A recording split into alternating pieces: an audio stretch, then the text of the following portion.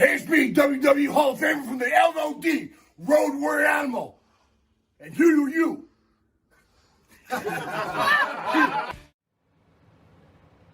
Yeah, I gotta do this when? Now? I'm watching a match. What is now? Now is, oh, now. Yeah. Thanks. Hey, this is the Pharaoh from Monty and the Pharaoh. I just want to say thank you to our subscribers as we now have hit the 10,000 plateau. Thank you to all our subscribers out there. But I'm going to ask our subscribers to take the next step for us and become a full-fledged YouTube Monty and the Pharaoh member. Yes, that's right, folks. You can check it out. We've got 3 different levels. There's free shirts. There's free autographs. There's all sorts of perks for our members. There is nothing more we enjoy than giving you this program. And to do that, we need your support, and we appreciate your support. This is Jimmy Pharaoh, and don't forget to check out Monty and the Pharaoh every Thursday from Indie Music TV and on Cablevision here locally in New York. Long Island's #1 pro wrestling broadcast, Monty and the Pharaoh. Later. Is that good enough for you? Can I finish this? Lesnar's killing him. I'm pissed.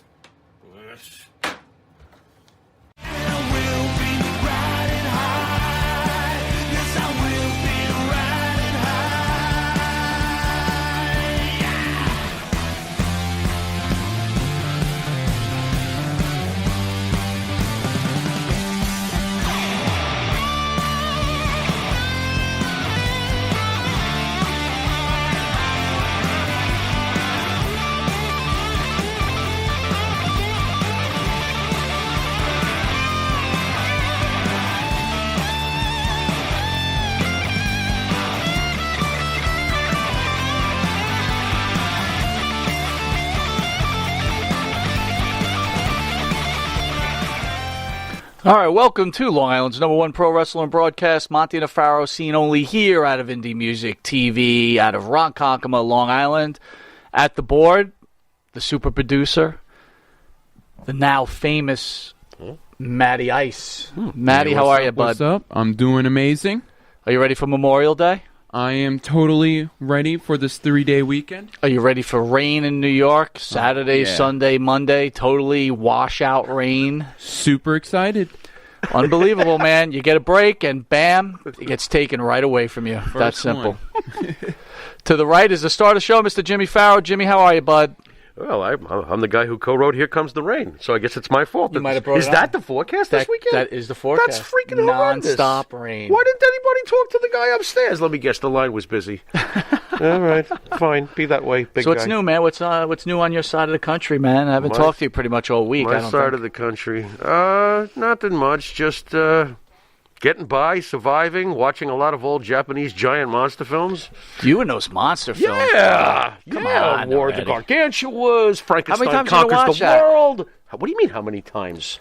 That stuff is quality. Rubber monsters. What's wrong with that? I love those old films. I love 60s TV, don't you? Isn't that like one of your... You know, one thing I was watching Addams Family. Oh, God, I love the Addams Family. Dude, I'm not a fan. I realize I'm just not a What is fan it, of too Addams slow Family. and cerebral or something? You need, Lily, Lily. What do you need, the monsters? Is that your speed? Because, I understand that. Some people are monsters. Some people are Addams Family. I'm both. I get both sides. Well, I win. I kind of treat my my TV like I do my wrestling, right? So if you're a Munster fan, you can't be an Addams Family Oh, my fan. God, And if this you're an guy. Addams Family fan, you can't be a Munster fan. Just like you can't be a Godzilla fan and a King Kong fan. We discussed That's that. just wrong. I'm a fan of both. You're crazy. Where do you get this stuff? So, like, when Shemp used to come on, you'd get pissed off. Dude, I want don't, you know I don't watch it. That's right. I don't watch the Three But I'm Stooges. using the... Don't you at Why least don't you understand the no, comparison? no, I'll use this. What? Abbott and Costello, Yeah. and again, I know the fans are a little younger than we are, but the Bowery Boys. Oh, wow. How you like that one? Wow, holy East Side kids. I wonder if our guest, who will be on shortly, remember the Bowery Randy Boys. might. I don't think March would, but I think Randy might. Yeah. Yeah, he Okay, might. well, we'll find out. We'll find out, yeah. Prayers to Alexa Bliss. She lost a family member this week. Larry Steve the Pig. Larry Steve the Pig. Did you know about Larry Was Steve the Pig? Larry Steve the Pig a celebrity? I'm not aware of She her. had a pig, Larry Steve, Okay. who died suddenly. Interesting pet. Okay. And pigs are cool, dude. Okay. I can't say I've had one. You've had one? No. How do you know? I mean, I almost rolled into something. You almost had me, but I didn't bite. I was you setting reeled you it up. out, You ruined and you're everything. reeling me in. I'm not going to bite on You're supposed to that. go for the joke. What's wrong with you? Yeah, but wait a minute, though. Like, you don't even want to pick up the poop with the dog. You do it, but with a pig?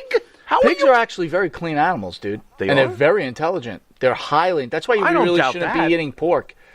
They're very high. They're There's a much, book that says you better not eat pork. Well, that is true. At least from what I've heard. There goes your point. Eee. But Alexa took off from Raw because let me ask you this: Yeah.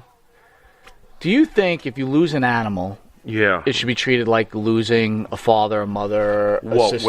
wait. Okay. Like a father, or look. Yeah. They're people, man. To me, Animals. animals. Yeah, I have just as much affection in many ways. Hell, I love my house cats more than many people I've come Absolutely. across.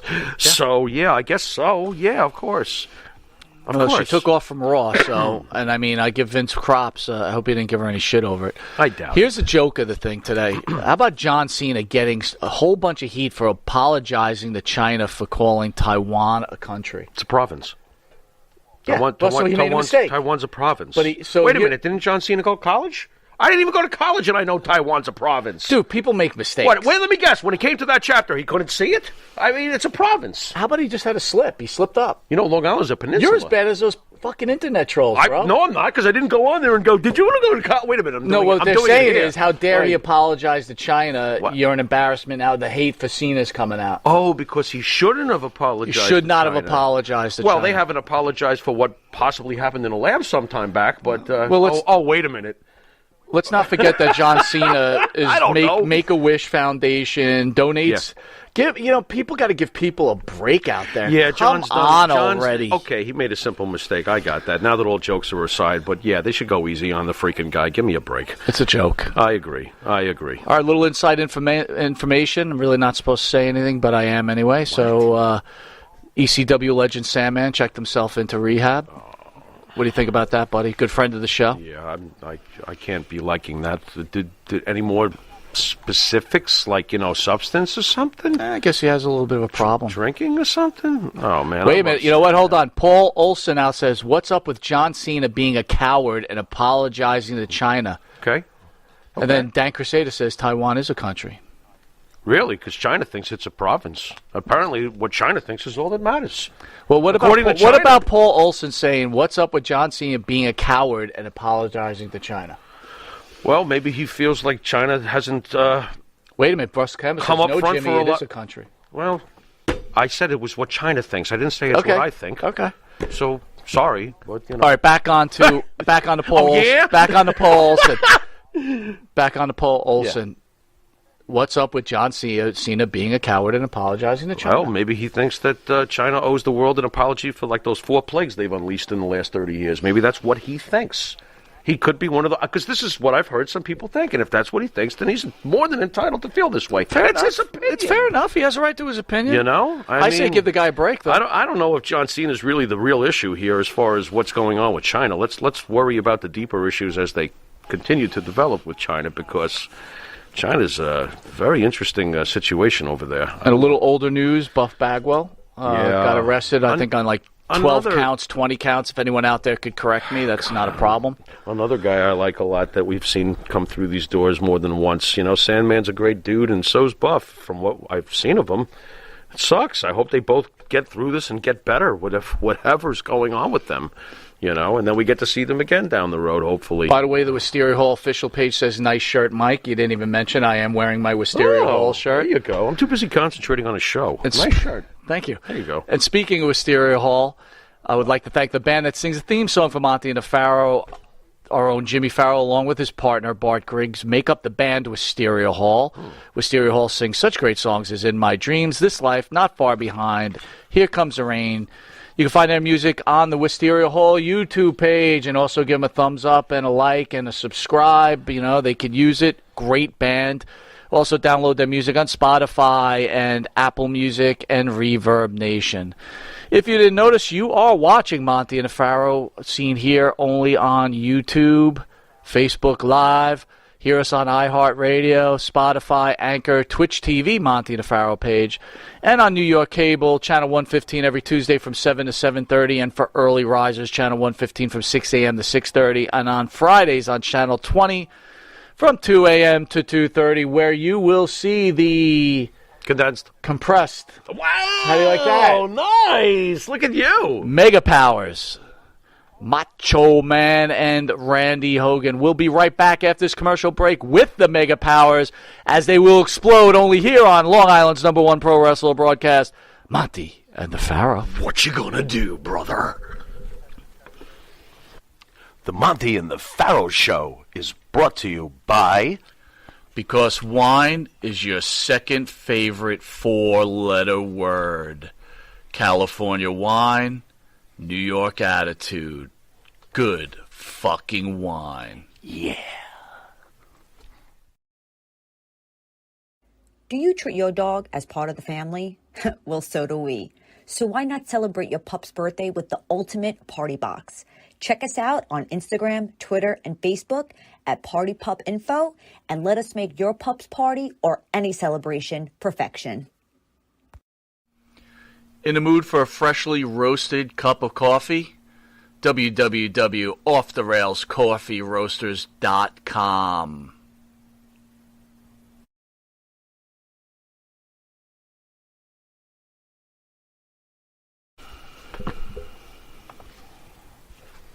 All right, welcome back to Long Island's #1 pro wrestler broadcast, Monty and the Pharaoh, seen only here out of Indie Music TV in Long Island, New York. We are here with pro wrestling superstars, the Mega Powers. Guys, how you holding up, guys? Yeah, doing good, man. This is great. Wow. So, with this whole COVID thing, what's going on with you guys? How are you guys holding up through this whole situation? Go ahead, Match. Tell him. Right, well, here's the deal, man. I just been working on my tan a lot. Yeah, hitting the gym and working on the tan, man. That's about it. So I'll be ready to roll once everything is good to go. Yeah. How about you there, Randy? Me, let me tell you, I'm at the pool. I'm on the golf course. I'm getting pretty. I'm getting my tan, being blonde and beautiful once again, baby. Because me and the match, Mega Powers 2.0, you never know when you're going to see us somewhere tearing up the stratosphere one more time. Hey, Mike, I think they're holding up pretty well during COVID. They're both at the pool getting tan and probably, You ain't kidding. hey, they're doing more than fine. Guys, why don't we take it one at a time, of course. Tell us how you guys got your gimmicks going. Macho, take it away first, please. All right. Well, it all started a long time ago. Actually, I've been a Macho Man fan probably since he first arrived on the scene, and somehow I've been able to do this with my voice even at like 11 years old. I don't know how, but even before I hit puberty and before my actual voice got deep, I was able to do this. And but I do a lot of other impressions, so it kind of comes natural. And it wasn't until a little bit more recent that somebody said to me, "Man, you're so good at that. Why aren't you like using that to try to make money? You know, why aren't you an actual Macho Man impersonator?" And I thought about it and I went, "That's a really good question. Why am I not using it?" And that's basically that's how I got started with it, man. I was just like, I could do it for fun, or I could take it serious and try to make some money. And that's exactly what happened, man. I just, I put myself out there. Next thing you know, people were actually wanting to pay me. I do weddings, I do parties, I do appearances, I do it all, man. I've actually married couples before because I got ordained. It's uncanny. I feel like we're actually talking to Randy. This He looks like him too. This is I can't believe how jacked up you are, Mach. Absolutely insane. Unbelievable. Yeah. So wait a minute, back to that ordained thing. Did you get ordained because of religious preferences, or did you do it as, hey, look, this would be a great gimmick to marry people as Macho Man? I did it straight for the Macho Man thing. I never even thought about it before, man. But I thought, okay, what can I do with this Mach thing? And I started just thinking of, weddings, bachelorette parties, birthday party, everything, man. I could do everything from a kid's party all the way to, like a crazy bachelorette party where, Mach takes off some of his Mach attire. I haven't done that. But I'm not saying that I wouldn't for the right audience. Yeah. Boy, that redefines. Dude, I almost cream of want the to get crop. remarried just to be married by Mach. Would be kind of cool. Yeah. And then honestly, I'd like to have a bachelorette party and see what that would go on to. Yeah, that would work. That would work. Those Okay, are always fun. Mr. Hogan, how do we become Randy Hogan? Well, let me tell you, brother. I came up a different way as a wrestler. I wrestled, did the independent thing, and then this guy named Hulk Hogan started coming up the ladder. And he had a mustache like mine, had hair, blonde hair, muscled up at the time. So I'm wrestling this little bar up in some little place in northern Georgia. And the promoter, who paid me with a handshake and a hot dog, and that's a true story, said, you look like that Hulk Hogan, so we're going to call you Hal Hogan. And I said, well, I don't know. What's this Hal Hogan? How about Randy? Whatever you want. I said, okay, you're going to be Randy Hogan, and you're going to be his brother or his uncle or his nephew. I said, okay, whatever. So I went home. I bleached my mustache blonde. I bleached my hair blonde. I bleached my eyebrows blonde. Had a dark tan. Was in good shape, and it just took off from there. And then the little indies started doing the Hogan, and then I got in NWA with Jim Crockett, and then Ted Turner bought it to WCW, and I started doing it there, and I'm still doing it. Still doing it. Now you guys are both real, true wrestlers, pro wrestlers. Do you feel that sometimes the gimmick is taking away from, like with you, Randy, obviously you're more retired, but with both of you, do you think using that type of gimmick might have taken away from the potential of going somewhere else? I didn't start doing the Mach thing until after my wrestling was done. I mean, I was always able to do the impression, but I never brought it into my actual wrestling. My wrestling name was Vic Divine. It was a completely different gimmick. I had a shaved head. I was real jacked. Oh yeah. So I never really put those two together, man, because I didn't want to be one of those, he's a savage wannabe or whatever. I was taking wrestling really serious. Years went by and injuries happened, and so now I'm not wrestling anymore. And I figured that was kind of like how I made the decision too, because I'm saying, like, man, kind of lost now. What else am I really good at? What can I do? I want to do something I enjoy, and I want to do something that I'm really good at. And then when somebody put that idea in my head to do this, kind of like for a living, I said, you know what? That's it, man. I know I'm better than anybody else in the world at that. So now that I can't wrestle, I can pretend to be one. Mr. Hogan, did you feel pigeonholed at all by your gimmick, or did you see it more as like a blessing because that's how we all know you today? Did you feel any kind of pigeonhole with the gimmick? Yes and no. When I got up to the independent circuit, it was a plus. Everybody wanted to see Hulk's brother or cousin or whatever it was, okay? I didn't do the Hulk gimmick. I didn't have Randomania shirts and glasses and all this. I always had the hair, but I dressed in turquoise, had a black, old-school, full-length robe, sequined and everything. Still went by Randy Hogan, and that got me through the independent things. I got to WCW, and this is just before the Monday Night Wars were going on. And, of course, at this time, Hulk Hogan was a big thing. And I believe that WCW wanted to show superiority over Hogan. So I was one of the few enhancement or jobbers or whatever you want to call us that never had to change his name. I was Randy Hogan right then. What they did is they would have me get my brains beat out by guys like the Road Warriors and Abdullah and Sting and a bunch of other ones on a regular basis to show superiority. Like, this is what we do to Hogan's down here. So it was a blessing to get me on TV. But of course, that's as far as I could ever get with WCW or NWA. And I think maybe that was because of the gimmick. I was kind of pigeonholed where they wanted me to be, where I was the best for them, and it was one of those pin me, pay me type situations. Mach, how about your 2 years in OVW? Were you satisfied with how that ended for you? Do you feel like there was more you had to offer? Take us through that couple of years as far as your character development and where you wanted to go with OVW. Did it come to fruition at least somewhat for you over there, or no?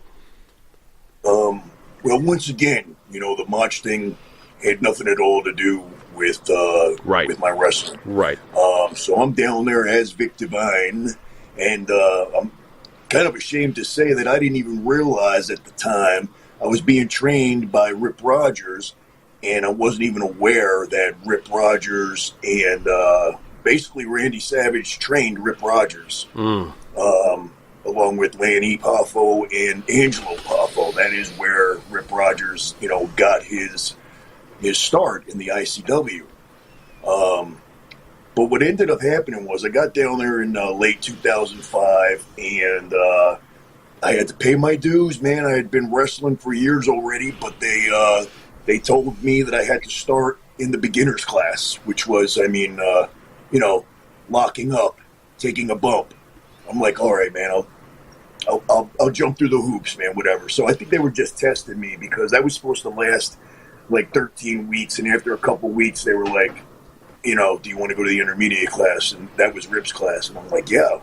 So I went there, and what they did was every Wednesday night they would have their TV taping. And, of course, the only people on the TV taping were the guys that were under contract. They were WWE developmentals. And Al Snow was their teacher. So Al Snow was the advanced class. Al Snow's whole class were guys that were on the payroll with WWE. I just kept on trying to get there, as quick as I can. You know what I mean? So I'm in Rip's class, but I'm not doing any TV. I'm doing some house shows. I'm showing up at all the house shows and putting up the ring and doing all that. And what they would do is they would use all the students as extras in the audience. So, I just did what I was told. I did that for a couple of weeks, and then I was like, you know what? I belong in there, not out here. And I went to Danny Davis, who was the owner of OVW. And everybody was scared to talk to him, man. It was almost like, the Great Oz behind the curtain, because he had his production office upstairs. And one day after the show, I went up there, knocked on the door, and I said, I introduced myself. I said, I'm not sure, we never really were formally introduced. I'm Vic Divine. I'm in the intermediate class. What would I need to do to get an opportunity to be on your TV? And he goes, he basically what he said was, bring your stuff next Wednesday. He just appreciated that I came to him and asked. Nobody else asked for that opportunity. And so there were guys that were sitting out in that audience waiting for someone to give it to them. And I said, no, man, I want it. I'm taking it. And or at least I'm going to ask for it.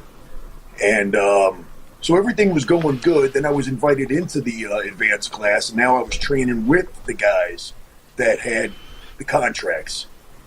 So I'm down there training with them, but I'm not getting paid. But that's okay, man. I'm training with the guys that are being looked at. I'm being trained by Al Snow, who coincidentally trained the guy that trained me.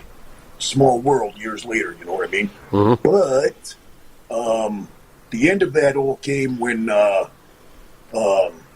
on Wednesdays for the TV taping, once in a while, the office would come down, and they would be looking and checking out to see how their talent's doing. They're on the payroll, and beforehand, like they would have a production meeting on Wednesday afternoons. And that's when they would talk to the talent and, this and that, and tell them, we're going to be here tonight watching and everything.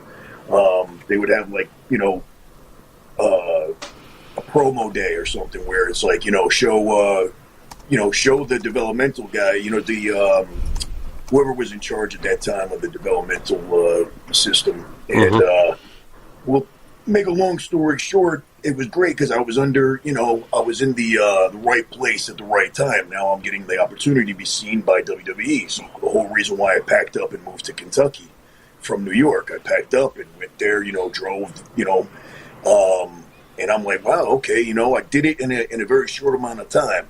And what happened was they made an announcement where they don't want anybody to be at the production meetings on Wednesdays that isn't WWE developmental.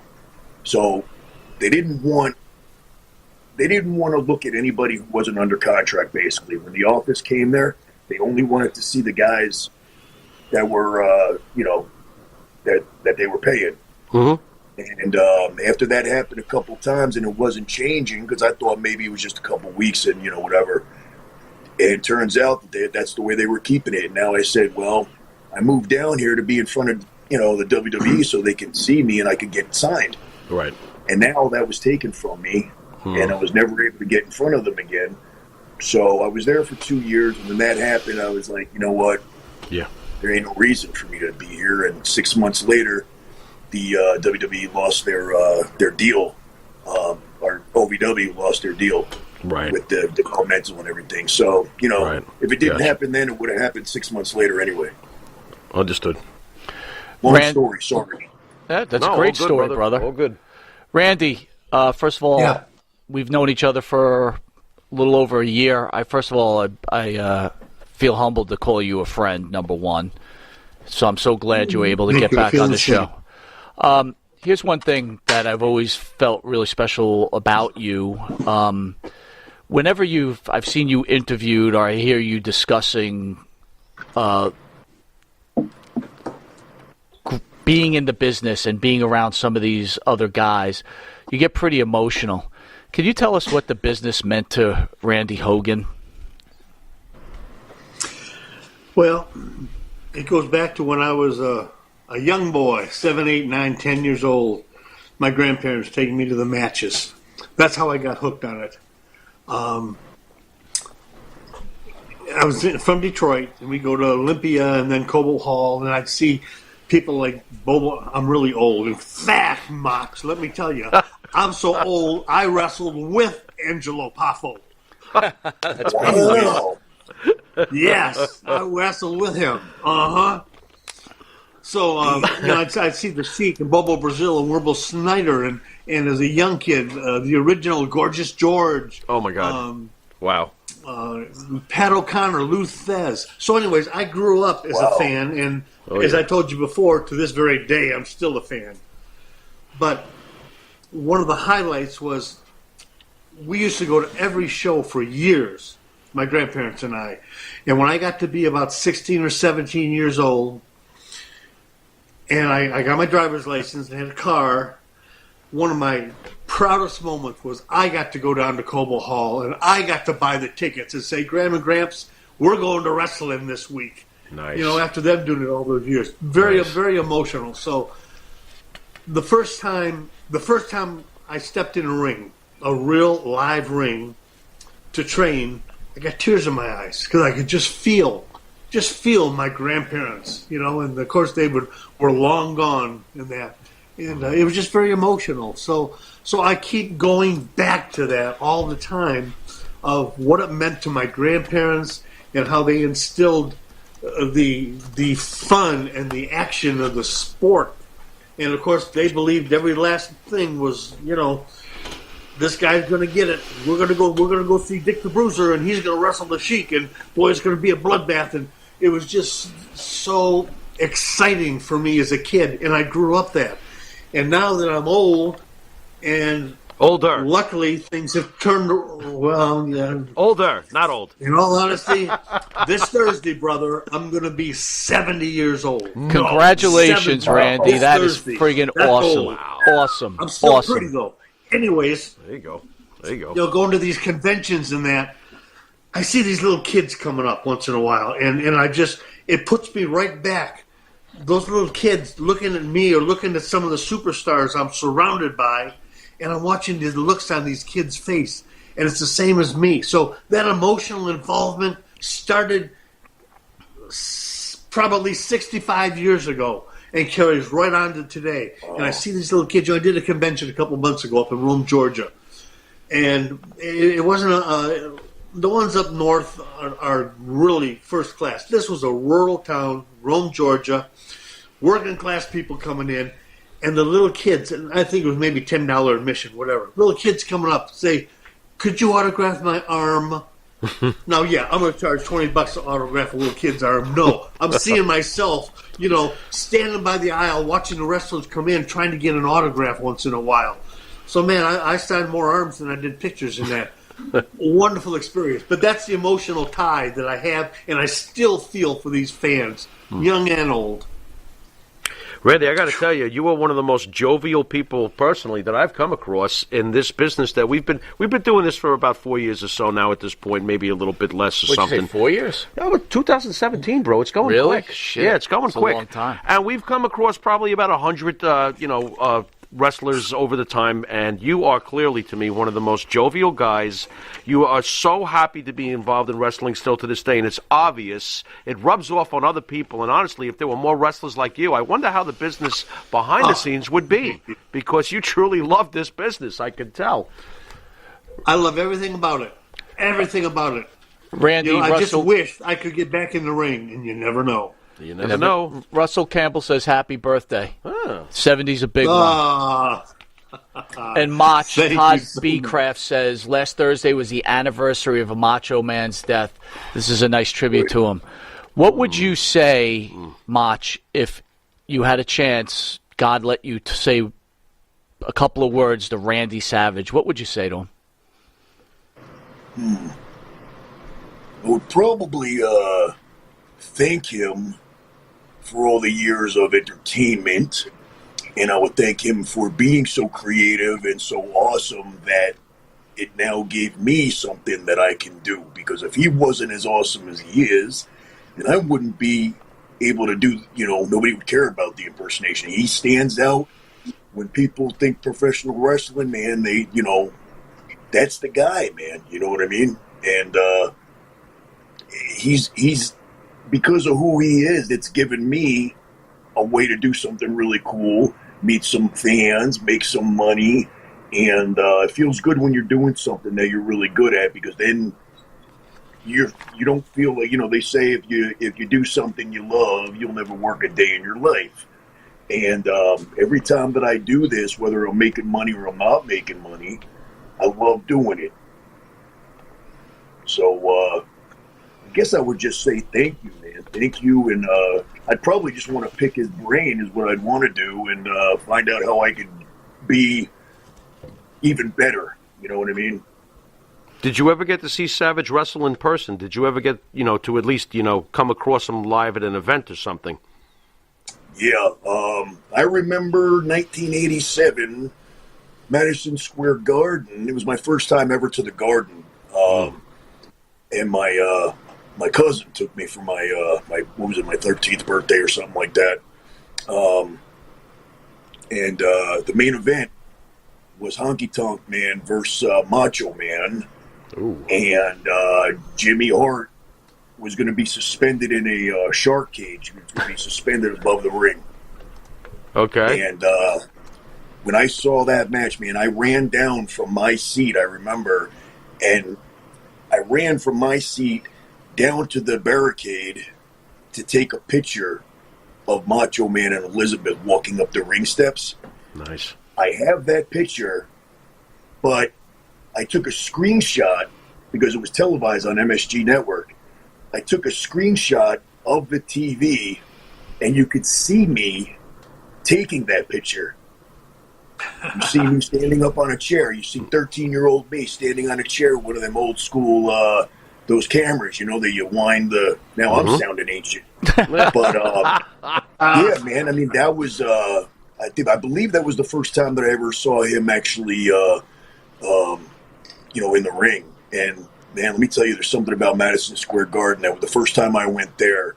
I already knew I wanted to be a wrestler, but when I was at Madison Square Garden, man, that first time in the Garden is just like, not only do I need to wrestle, I need to wrestle in this building someday. There you go. That never happened, but something very special about Madison Square Garden. When you hear the boys say that, there's a magical feeling in that place, man, no matter what.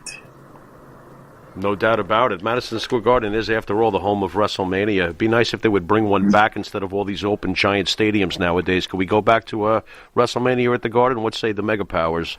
All right, well, with that, we're going to take a quick commercial break, and we'll be back with the Mega Powers, and they can answer that question right after this break. Oh, yeah. Oh, yeah. Oh, yeah. Oh, yeah. That's right, folks. Canine Corral. For all your dog daycare and overnight care, call 631-549-1544. That's 631-549-1544.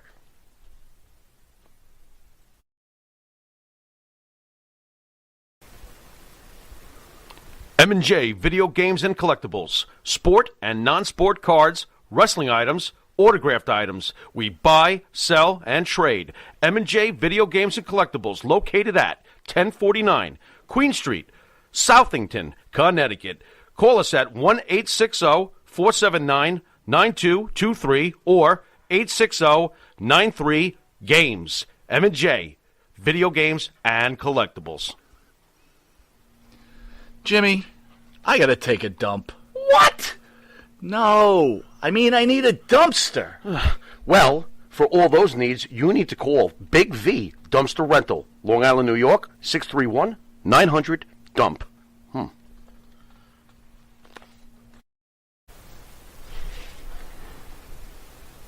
right, welcome back to Long Island's #1 pro wrestler and broadcast, Monty Nefaro, only seen here out of Indie Music TV from Long Island, New York.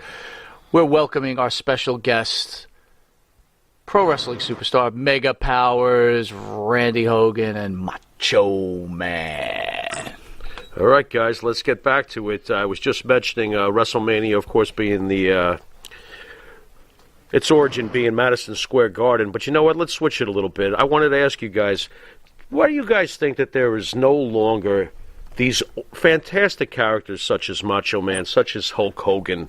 What's going on with the business today that there doesn't seem to be another great, larger-than-life star that even the non-wrestling fan seems to know who it is? Because it's certainly not Orange Cassidy from AEW. I'll tell you that, right, Mike? That's for sure. What do you think's going on with wrestling today? Randy, why don't you take it first? And I know you love the business very much, and you probably still watch a few companies, from what I understand about you.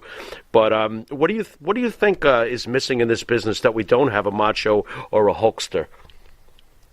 Well, you hit it. We don't have a Macho or a Hulkster.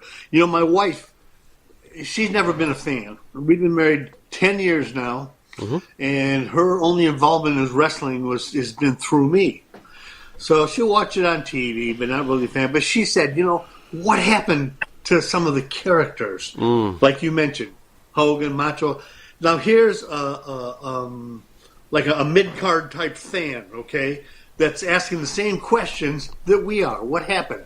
Right. I heard, and I'm not sure it's true, but it makes sense that Vince McMahon, since all of his stars started jumping ship, when they were going back and forth, WCW and stuff, whether it be Bret Hart or Hogan and Macho, the whole bunch of them, he said, no longer am I going to put my company wrapped around one star. Right. Because, Hogan was the star, and Bruno Sammartino was that star, and Ric Flair one time was that star. Austin. He's going to build the company rather than the individuals. So I think the emphasis has gone away from building those superstar, standout characters. I don't know why, because that went the wayside, I think, with the old school storylines and stuff when there was long going feuds and that.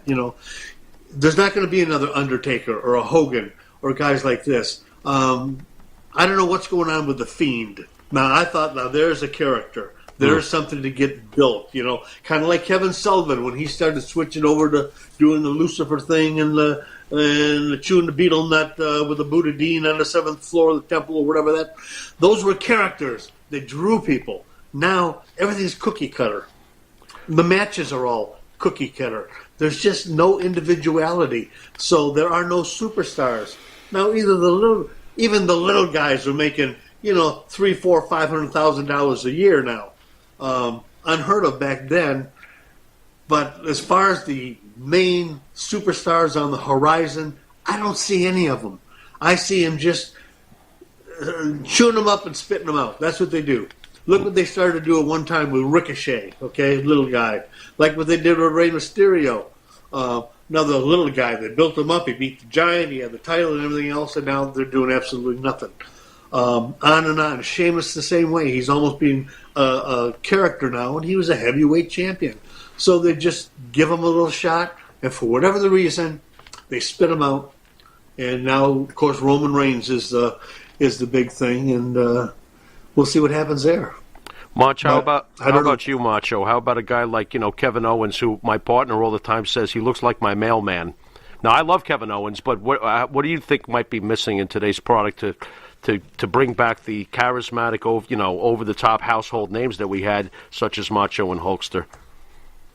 Well, you hit the nail right on the head the minute you mentioned Kevin Owens, man. That is one guy that I don't even know where to begin, man. It's very frustrating to see a guy that's out of shape with a farmer's tan and he buys his wrestling gear at Walmart. He's wearing gym shorts and a T-shirt. He's killing him. He looks like, seriously, he would look. Okay, you put him in an airport. You put him out, and then he looks like he belongs in the 10th row rather than in the ring. Okay? There's a reason why they used to be called, or they still are for whatever reason, but they were superstars. Okay? You could call somebody a superstar that looks like The Undertaker. You know what I mean? Triple H. I mean, they had it, whether it was the size.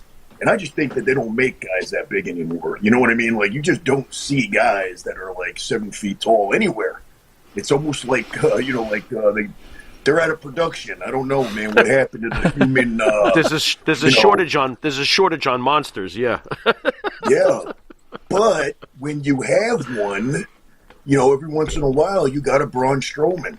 Right. Every once in a while you have a big cast, and I know that there was issues or whatever like that. But when you got a guy that's 7 feet tall, you make him a big star, and because those are they're rare now, man. Really rare. Most of the guys look like Kevin Owens, and if you don't look like a superstar, you shouldn't be called one. Okay, and Kevin Owens is the best example of that, because he really, everything from the ring gear to, I don't even like the way he wrestles, and I don't like his promo style. I don't know what's happened to the fans. Wow. That the fans are actually saying, wow, he cuts a good promo. It's like, hey, do you guys know a guy by the name of The Rock? Well. You guys know a guy by the name of Stone Cold Steve Austin? You're saying that this guy is good at doing promos and he's good in the ring. What have you been watching? So, and that goes for, man, you guys got me off on this is going to be bad, man. But, all of those guys, man, you tell me how many guys on that roster look like somebody that if you were out anywhere, that you would do a double take and go, holy shit, that's got to be, he ain't no 9-to-5 worker. And you look at Kevin Owens, and you can't help but think like you could put him behind the counter at a Walmart, and nobody would ever think it's out of place. You know what I mean? And the same thing, same thing goes for guys like Finn Balor. You know, he's a good wrestler. He's been around the indies forever and this and that. I don't care. You don't look. There's nothing about you. Like, I like that whole, you know, it was different. The original, you know, it was original with the whole, like, spray paint gimmick that he had and everything. But when you look at the guy, there's nothing. I mean, okay, here's a perfect example, all right? I went to Walmart the other day, and I went down the toy aisle. I always like to see whenever I do my grocery shopping there, but I always go down the aisle where the WWE figures are because I'm a big kid at heart, and I just like to see who they have, you know? And I'm looking at the figures, and the figures look like they're not famous people. You know, it's not like you see a figure of Kane, and you're like, that's character. Right, you see a figure of Kevin Owens or you know, anybody. I don't even know all the names. I don't know a lot of the names because they just don't have anything that I don't watch because there's nothing to make me tune in. And when the action figures look like ordinary guys, it's just like it's wrong. You know what I mean? Sure. It's So, just- Sami Zayn doesn't exactly do it for you either. Then I would have to assume that's another one. There we go. That's another one. We don't I want to mean, get him to his you know, boiling point. We don't want to make. How about God, Marco's? How about Marco's stunt, Mach and Randy? on. Marco's stunt. I mean, that's getting I out of don't even control. know who that is. Exactly. You don't want to know who it is. You would I freak don't know. out. You would freak out, Mach. You'd freak out. Randy, how about you with Marco Stunt or some of these other guys? Any take on the guy who may look like the guy who dropped your milk off this morning at the stair in front of the house? It's. I hate to sound like an old school guy, okay? Because I appreciate the athleticism that these guys have nowadays. Okay, Sure, we talk about bodies of Kevin Owens and that, and man, I am totally on board with that. Totally on board with it. But back in my day, you saw a lot of that. I mean, Dusty Rhodes wasn't necessarily muscled up, okay, or Ron Bass or any of the other guys like that. Sure. But now the women are all fitness models, okay, and they do a lot of gymnastic stuff and that. But I just miss some of the old wrestling. I know mat wrestling is boring to the new crowd because they want to see the glitz and the glamour, and they want to see all the monkey spots, you know, going through tables and everything else, and kicking out of everybody's finisher at 2 if there are any finishers anymore. It just. It's almost an embarrassment, some of the guys, because there's a lot of indie guys out there, and Macho tell you, that are sitting in the wings just waiting for a chance or an opportunity that deserve it, and But Randy, whether it be politics or whatever else, they never get it. Randy, I'd like to disagree with you on this. I would rather see Mandy Rose wrestle than Leilani Kai. I'm sorry. You can't yeah, convince we'll me anything agree there. different on that one. Yep. I know. It's a lot easier. Wait a minute. What about Velvet Man, McIntyre's I toes? can't answer that. I can't even answer that, brother. Hey, Mach. I know you're a Nyla Jax type of guy, right? No, I am not. Don't you dare. She's not like most girls. She's not like most girls. Oy. Mach, is there an Elizabeth in Macho Man's life? Oh. Ooh, good question, man. I like that. Is there a Miss Elizabeth? No, but I am taking applications. Nice. I wish, man. I wish I could find somebody as classy and as beautiful. And the thing is that I live in Las Vegas, you know what I'm saying? And there ain't too many people in Las Vegas are going to like what I'm saying. There ain't too many classy, beautiful women. If they're beautiful, they're either stripping or escorts, or they perform in some kind of a show that's, like an honest show, but then they got that mentality that they're superstars. Oh, boy. You know, Oh, Vegas boy. is the worst place, man. If you want to be in a relationship, Vegas, you don't want to move here, man. It's like it's cursed. for Now, wait a minute. relationships. Macho, I lived in Hollywood for a while, and I was amazed at Yeah. the delusionary state of people. Are you telling me that that's what Vegas is also like? Let me tell you something, Wow, brother. I man. lived in Las Vegas. I lived in Burbank. Okay. I lived there for a while. Okay. Same thing, man. I had a girlfriend at the time, and let me put it this way: she was more of a character than I am. You know what I mean? She had this Sure. like it was almost like she had a gimmick, and I loved the gimmick that she was portraying. But that wasn't really her, as I found out later on. I'm finding out all these things. But if she was as special as the person that she was making everybody believe she was, I'd be in heaven. You know what I mean? Instead of being really hot down here in the basement, right? All right, here's one for you, Mach. How often do women just want to have sex with you so they could say they had sex with Macho Man Randy Savage? What? Not often enough. That's a great answer. Yeah. You know what? A lot of times they'll know who it is. You know who I am, who I'm portraying. Because it's like everybody knows Macho Man. I've gone out like this in public, just running errands and stuff like that, and there's not anybody who doesn't react to it. Sure. There's not anybody who who says "ooh yeah" or Slim Jim or something, and even girls. I mean, you'll hear the same thing from girls. Oh, when I was a kid, I used to watch wrestling with my dad. I know who you are. But I don't know necessarily if there's any, or at least I haven't met any that, see me in gimmick like this and say, oh, he's hot. I remember Macho Man, and, I always, had a crush on him, or, it's not like I'm, Brad Pitt or something. I don't know why everybody uses that example, but, or, in wrestling terms, Shawn Michaels, when he was the Heartbreak Kid, man, I think any chick that knew wrestling would have wanted to sleep with him. You know what I mean? But I don't think anybody was ever looking at Macho Man as like a sex symbol, Right. You might be right. Right. Maybe, you know what? They liked Not to make my it hair. Not to make it a twofer, but I'm not sure that Hogan was exactly considered a sexual thing either. Well, so we've realized now that Hogan and Macho Man are not sexual eye candy. Yes. Okay, understood. What you gonna do? What you gonna do, brother? What you gonna do, let me tell you man? one thing. When I first started out, I wrestled just a little indie show with Rocky Johnson. And we were just talking trash in the locker room stuff.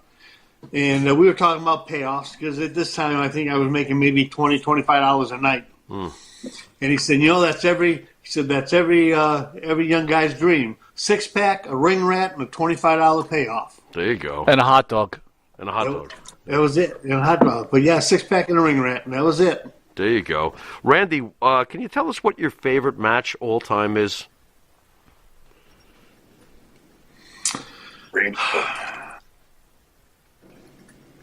Of all time? Yeah, of all time. Pick one match for me that you just... Wow. I know. Pick an old one and a new one. Old school one was Dick the Bruiser against the Sheik. Okay. Absolutely wonderful. Okay. A little bit newer. I was really a fan of Ric Flair and Ricky Steamboat. All right. They had some really good, solid wrestling matches that I really enjoyed. Sure, they have the trilogy. Randy, how about one of the matches you were in, Randy? How about one of those? What's your favorite match that you were actually in? Oh man.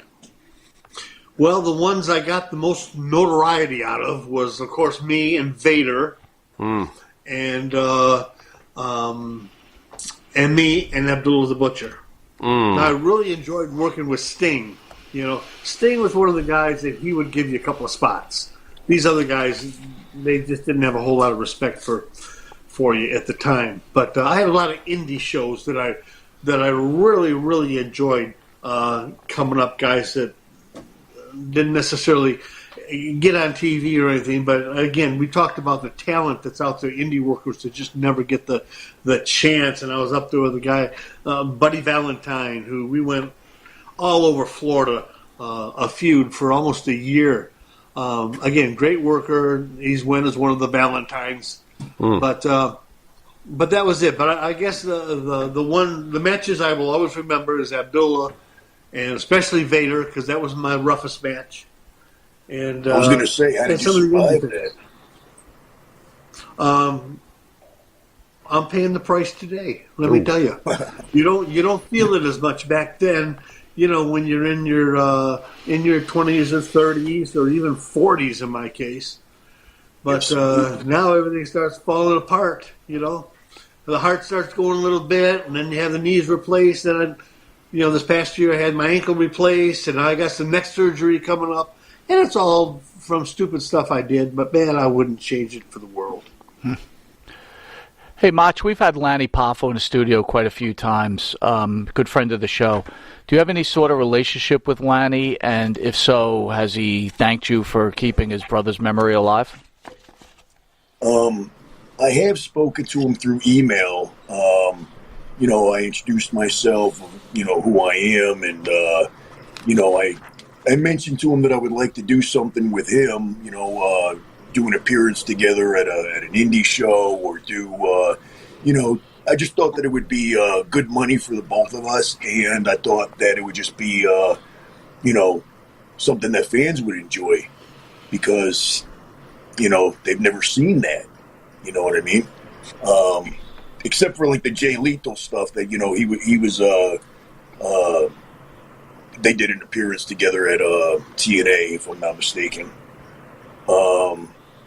But I even said to him, he told me that he's not doing much traveling these days and he's just kind of like laying low. And he says that he does do some stand-up comedy in Florida when he was living there at the time.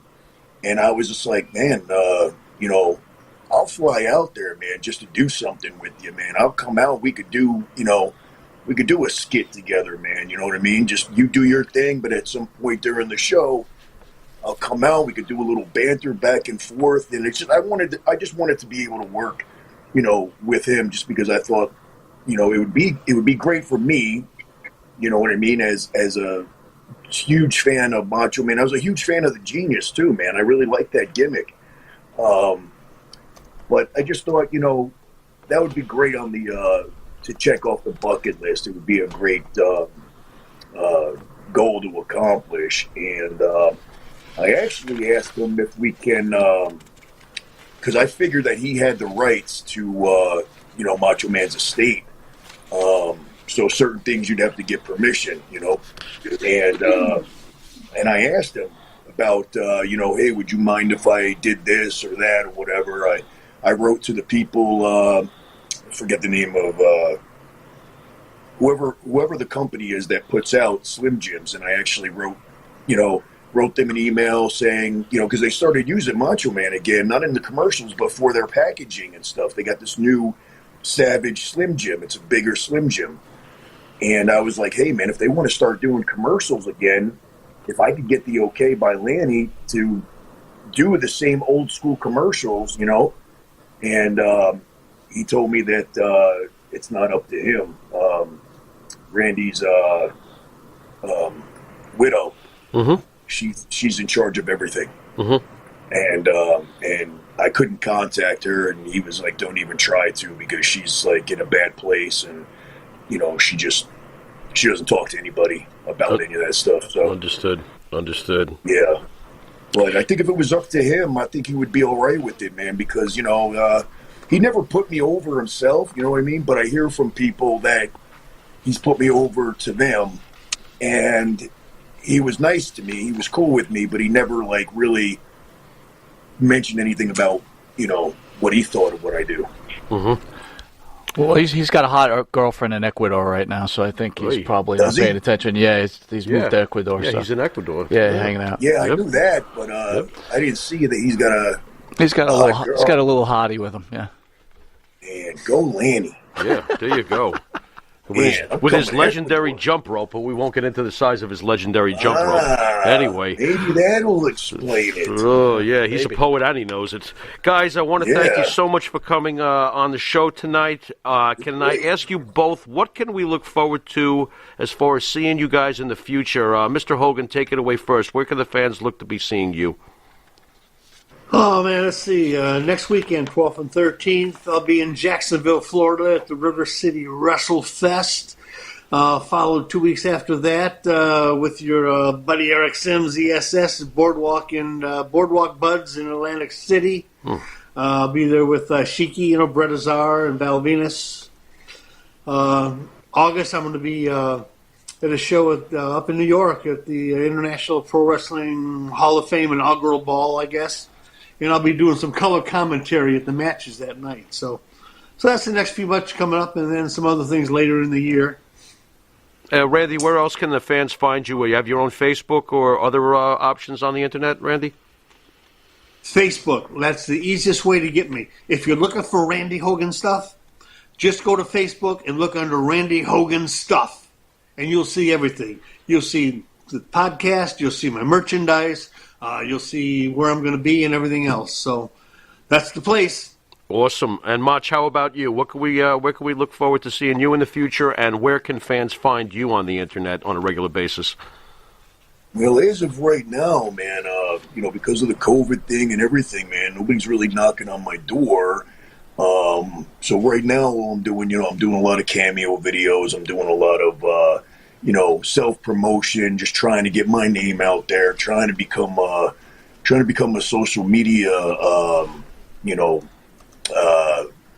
trying to become a social media buzz, you know what I mean? And kind of, so that I can get booked more and I can do more, weddings, and I can do, things for the fans, in person rather than, through the video scope. Video scope. You like that? I love it. Excellent.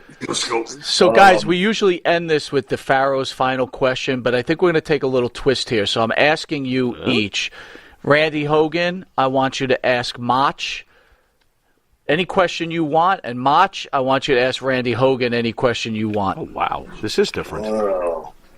We could start with Randy. Go ahead, buddy. What do you got for Mach, Randy? Mach, I gotta know, brother. I gotta know. What do you think about Mega Power 2.0, baby? Somebody's gonna be smart enough to put this together out there. What do you think? Are you with me? Are we gonna have Renomaniacs, Macho Maniacs running wild all over the world, all over the stratosphere? Again, brother, what you gonna do? You talking about doing continuous back-to-back appearances everywhere around the world? All over the stratosphere, brother. I got one way to answer that. One way to answer that.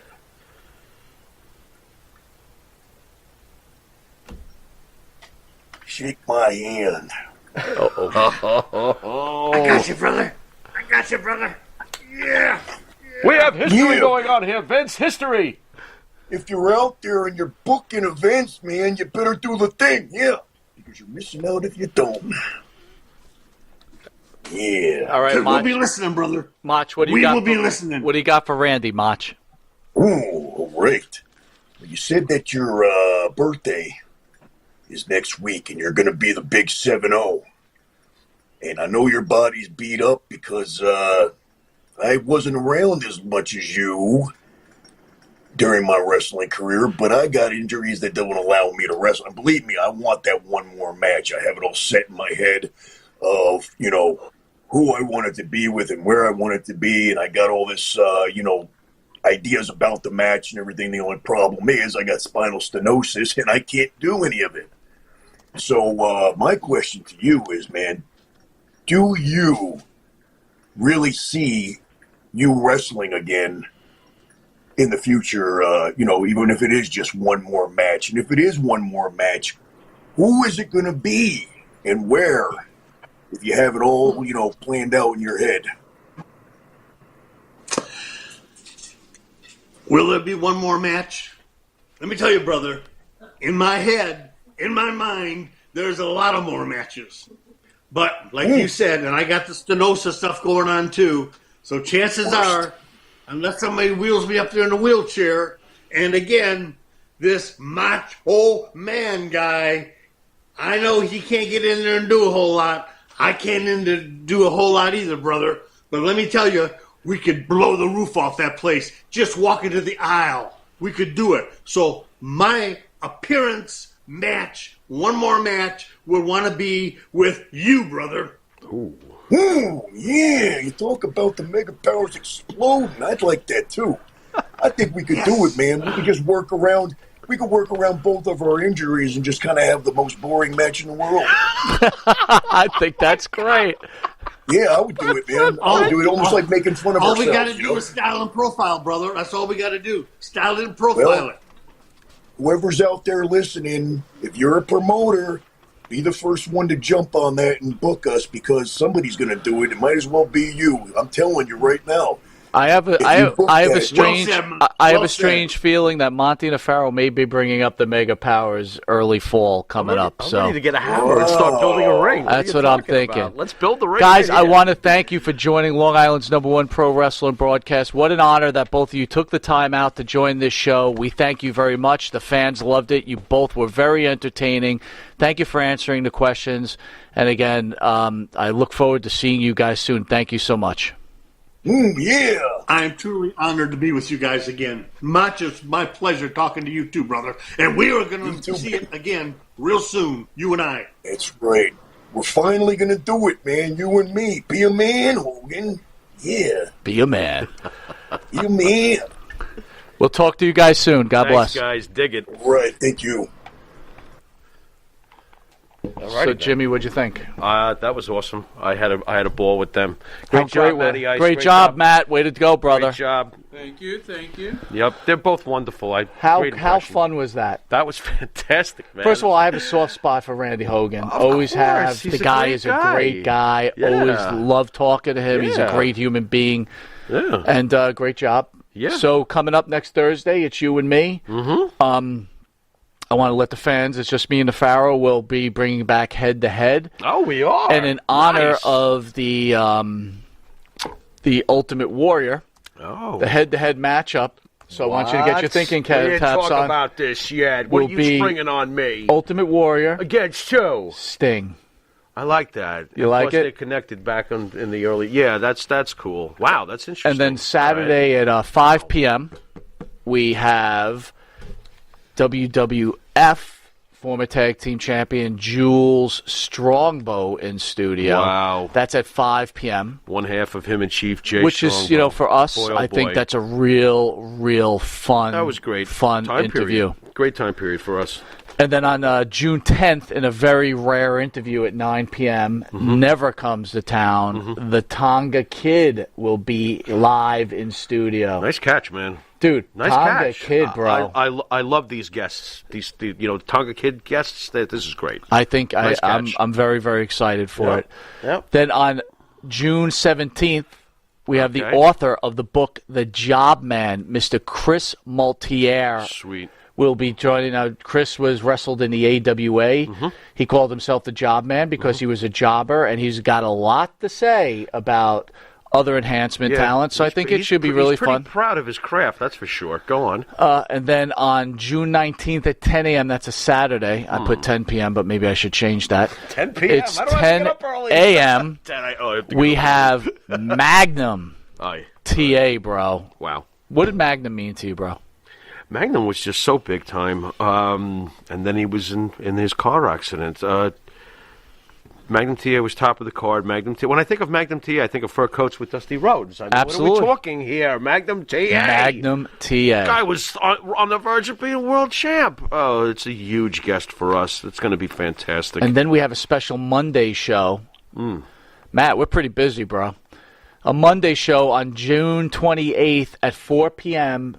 Baby Doll, which I think works well with the whole Magnum TA thing, right? Yeah, it does. Yep. So I'm We're very right excited back in for that. Beautiful time period for wrestling, sure. I personally want to thank Macho Man and Randy Hogan for joining us. do, brother? Real quick question before we go. Yeah, A what couple do you of people, because I think I put on the banner that they were, not impersonators, but like gimmicks, right? Gimmicks. And a couple of people were offended because, both were real wrestlers. Of course they were. Right? Who said they weren't? No one said they weren't, right? Okay. God, everybody's offended so fast. Go on. Todd Belcraft says there's going to be a great head-to-head Ultimate Warrior. That's going to be excellent. I'm already thinking about that contest. Maria Davis, you guys rock. #1 wrestling podcast. Thank you. Thank you, Russell Maria. Campbell. Thanks, Monty and Jimmy. Real good laugh this show. RC, thank you, sir. At 112 says great stuff. There we go. Thank you. Look, we appreciate everybody coming in and thank you. Just supporting us. It's incredible. Pharaoh, you want to send us out, big guy? You've been watching Monty and the Pharaoh, and until next week, later.